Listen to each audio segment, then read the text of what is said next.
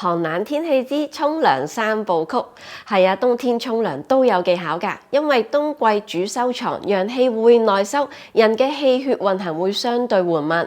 如果體質比較弱，又或者係長輩，最容易喺冬天沖涼嘅時候耗傷陽氣同埋氣血，容易誘發感冒、中風同心血管等問題。第一步，沖涼前嘅準備，固護陽氣。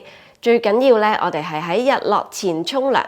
第二步，沖涼講順序，先身體驅趕，再洗四肢，最後洗頭。第三步，沖涼後固表，防止外邪。沖涼後用毛巾喺原定沖涼嘅位置立刻抹乾，尤其是身體上部分嘅位置。之後出翻浴簾或者沖涼玻璃門，着翻衫，吹乾頭。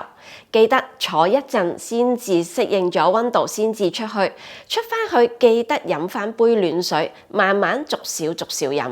如果大家想知道更多嘅詳細資料，歡迎 PM 我會將更加多嘅注意事項同你哋分享。鍾意呢段片嘅記得 Like、Share、Comment 同埋 Subscribe。如果有咩 topic 大家想聽，歡迎留言俾我。中醫或者身心靈嘅角度都冇問題，最緊要記得撳埋個叮叮鐘，咁樣你就唔會錯過每一段片啦。